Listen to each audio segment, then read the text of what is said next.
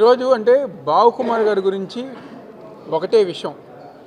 ఆయనకి జగన్మోహన్ రెడ్డి గారితో ఎటువంటి ఇబ్బంది లేదు, వెల్లంపల్లి శ్రీను గారితో ఎటువంటి ఇబ్బంది లేదు, దేవినేని అవినాష్తో ఎటువంటి ఇబ్బంది లేదు.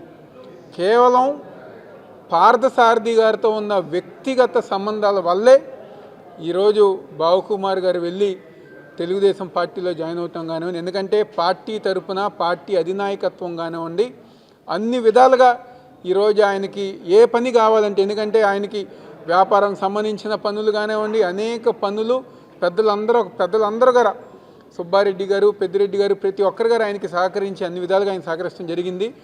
అంటే ఆయనకు గారు ఇష్టంతో వెళ్ళా.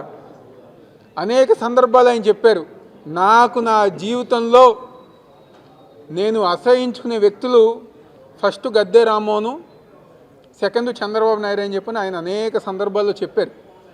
మాతో గారు చెప్పారు, మాతో ఎటువంటి ఇబ్బంది లేదు, కానీ కేవలం ఏంటంటే సారథి గారితో ఉన్న వ్యక్తిగత సంబంధం.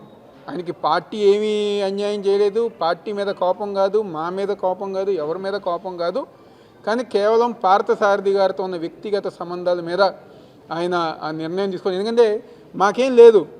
మొన్న ఈ మధ్య గారు ఆయనకి 2 సార్లు ఆరోగ్యం బాగోపోతే హాస్పిటల్లో ఉన్నప్పుడు గారా మేమందరం గారు, నేను గారా దాదాపుగా 3-4 రోజులు వరుసనే వెళ్ళి ఆయన యోగక్షేమాలు అన్ని గారు కనుక్కోవటం గారు జరిగింది.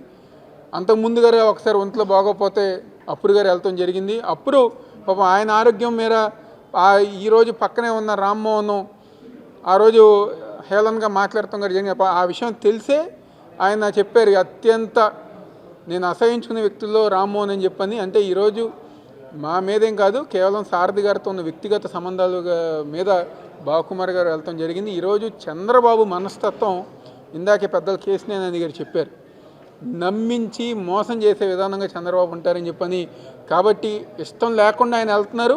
కొన్ని రోజుల్లో మొత్తం గారు తెలుసుకుంటారు వాళ్ళ స్వరూపం ఎలా ఉంటుందో, వాళ్ళ నైజం ఎలా ఉంటుందో, ఇక్కడ రామ్మోహన్ నైజం ఎలా ఉంటుందో బావకుమార్ గారు తెలుసు. ఇంకా దగ్గరగా తెలుసుకుని మళ్ళీ ఆయన తప్పకుండా మళ్ళీ నిర్ణయం తీసుకుంటానుగా మేము అందరం అనుకుంటున్నాం.